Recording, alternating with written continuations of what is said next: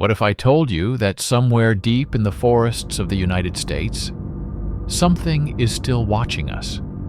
Something massive, something intelligent, something that has avoided every camera, every scientist, and every attempt to be proven real. Before we go any further, I want to ask you something. Do you believe Bigfoot is real? Or do you think it's just a myth, a story created by fear and imagination? Let me know in the comments, and if mysteries like this fascinate you, subscribe now, because what you're about to hear might change the way you see the wilderness forever. For decades, people have laughed at the idea of Bigfoot, a giant, hairy creature walking upright through American forests. Sounds like something out of a movie. But here's the problem. The stories never stopped. They never faded away. Instead, they multiplied. Thousands of sightings, thousands of witnesses, and no clear answer. The legend of Bigfoot, also known as Sasquatch, is not a modern invention.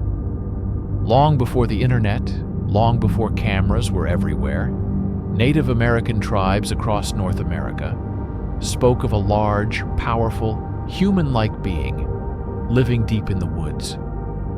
Different tribes had different names, but the description was always eerily similar.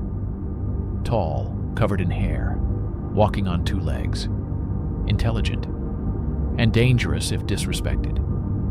These stories were not told as fairy tales. They were warnings. Warnings to stay away from certain areas.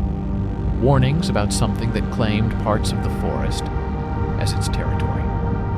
Elders spoke of it with fear, but also with respect. According to some tribes, Sasquatch was not just an animal. It was something closer to a forest guardian, or even a punishment for those who disrespected nature. Then came the settlers. As Europeans began moving west into North America, they entered lands that were vast, wild, and largely unexplored. Forests stretched for hundreds of miles.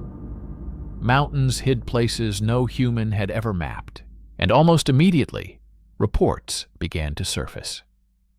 Lumber workers spoke of enormous footprints found near camps.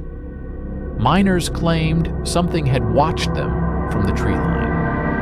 Hunters described hearing screams in the night, sounds that didn't match any known animal. At first, these stories were dismissed: fear, isolation, exhaustion. But the details were always the same. In 1851, one of the first widely known reports appeared in a newspaper in California.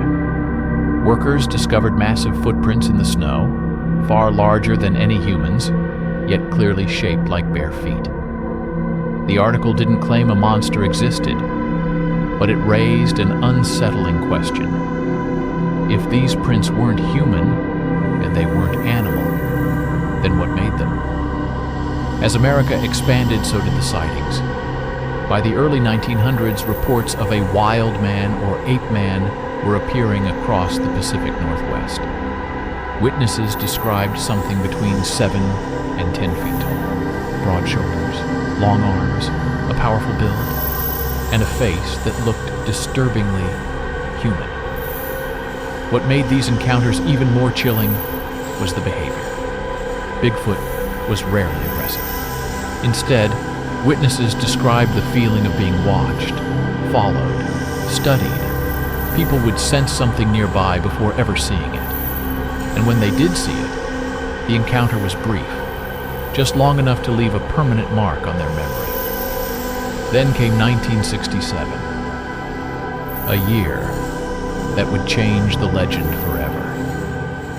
In Northern California, Roger Patterson and Bob Gimlin were riding on horseback through a remote forest when they saw something move near a creek. Patterson grabbed his camera and began filming. What he captured would become the most famous and most controversial piece of evidence in cryptid history. The footage shows a large humanoid creature walking across the clearing. It moves with a strange, fluid gait, As it walks away, it turns its head and looks directly at the camera. That single glance would haunt viewers for decades. To believers, this was proof.